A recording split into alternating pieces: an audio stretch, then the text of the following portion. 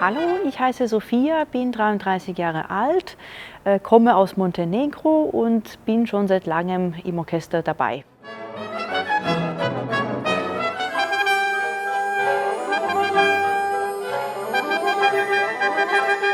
Zu meiner Musikerkarriere komme ich, weil meine ganze Familie besteht aus Musikern. Meine Eltern und Großeltern spielen alle Klavier und ich habe auch meine Karriere als Pianistin begonnen.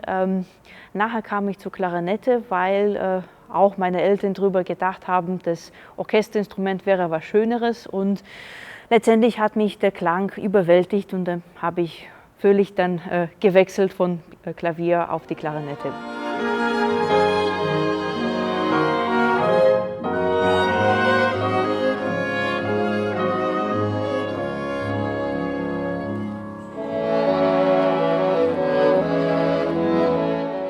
Ich bin schon langjährig Mitglied vom Orchester, seit 2005 bin ich dabei.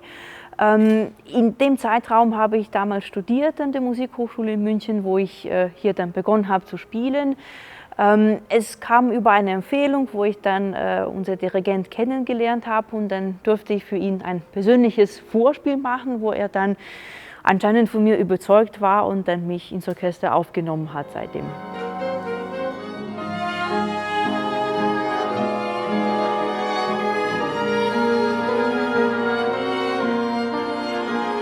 Ich finde ganz schön beim Orchester, wenn man schon so lange dabei ist, dass wir eine überschaubare Besetzung haben, nicht so viele Leute, und wir haben schon in diesen Jahren persönliche Beziehungen zueinander entwickelt, und das macht es wirklich das ganz Besonderes beim Orchester, dass wir fast wie eine große Familie miteinander musizieren und große Kammermusik machen dürfen.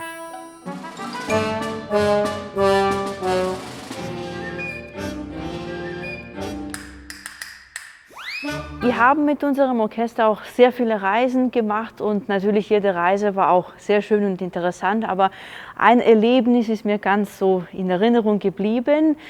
Wir waren vor gute 10 Jahren gewesen in einem ganz schönen Land, Usbekistan, da kommt man nicht ganz häufig hin.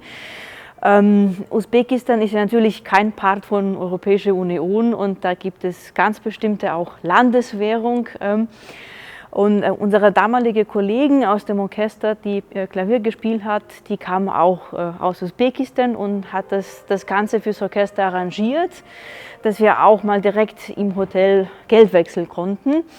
Hat keine von uns Vorstellung damals gehabt, wie das Ganze aussehen würde. Und ich habe damals mit der Pianistin auch im gleichen Zimmer übernachtet. Und es war ganz lustig zu erleben, als der Geldwechselmensch dann zu unserem Zimmer kam mit so einem ganz, ganz großen Koffer und Rechnemaschine, die dann das Geld gezählt hat.